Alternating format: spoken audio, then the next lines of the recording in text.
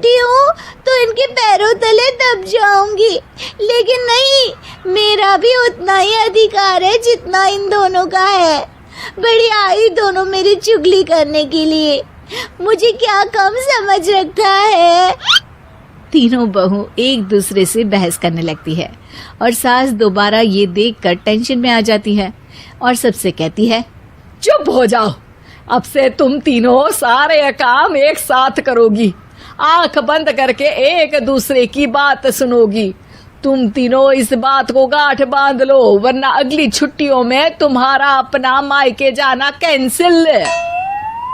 सास की बातें सुनकर डर के मारे तीनों हामी भर देती हैं।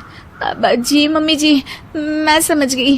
हाँ मम्मी जी, जैसा आप कहें, आप जो कहेंगी मैं वही करूंगी। तीनों बहू सास की बात को गांठ बांध लेती है और वादा करती है कि अब से सारे काम वो तीनों एक साथ मिलकर ही करेंगी।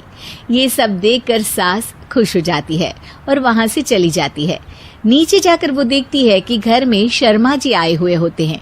सास जोर से आवाज लगाकर कहती है, अरे बहू, जरा चाय बनाकर तो लाना, शर्मा जी आए हैं। सास की बात सुनकर तीनों बहू तुरंत किचन की ओर भागती है और चाय बनाना शुरू कर देती है।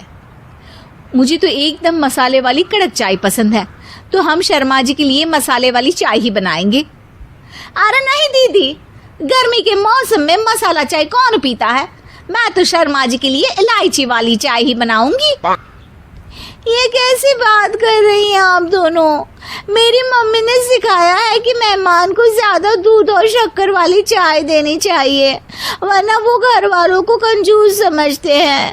तो मैं तो शर्मा जी को ऐसी ही चाय दूंगी। तीनों बहुएं अपने अपने तरीके से चाय में शक्कर, मसाला, पत्ती सब डाल देती है। उबलने के बाद तीनों मिलकर चाय बाहर लेकर जाती है और शर्मा जी और सासू माँ को देती हैं। चाय पीने के बाद शर्मा जी सासू माँ को देखकर शर्मा जाते हैं और शर्मिंदा महसूस करते हैं कि आखिर उन्होंने चाय पीने के लिए हामी क्यों भरी। सासू माँ भी चाय पीना शुरू करती है और कहती हैं, अरे बहू, ये कैसी चाय बनाई है? चाय है या मीठे दूध की बासुंदी? हाँ, चाय अच्छी नहीं लगी क्या? कोई बात नहीं, हम पराठा बनाकर लाते हैं। चलो चलो अंदर। हाँ हाँ चलो। हाँ आती हूँ मैं भी। नहीं नहीं, मेरा पेट चाय ने ही चौपट कर दिया, वही काफी है। पराठे से पोपट नहीं करवाना, मैं तो चलता हूँ। शर्मा जी चुपचाप पतली गली से निकल जाते हैं। अगले दिन सास बहुओं से कहती है, अरे बहू, जाओ जाके ऊपर के गेस्ट हाउस की सफाई कर दो। कल हमारे यहाँ मेरे दूर के रिश्तेदार आने वाले हैं, तो पूरे कमरे को चमका देना, समझी? तीनों बहू सास की बात को मानकर ऊपर सफाई करने चली जाती हैं और तीनों कमरे की सफाई चालू कर देती है। बड़ी बहू मकड़ी के जाले साफ करती है, तो बीच वाली झाड़ू लगाना और छोटी वाली सर्फ डालकर जमीन धोना शुरू कर देती है। अरे दीदी, जेठानी जी, अभी मैंने पूरी फर्श धोई और आप फिर से धूल नीचे गिरा रही हैं। और मछली जेठानी जी, आप बिना झाड़ू की धूल यहाँ छटक रही हैं। अरे तीनों को साफ करना है, एक साथ सफाई करते हैं ना। अरे वही तो, हम साथ साथ हैं, घर साफ साफ है।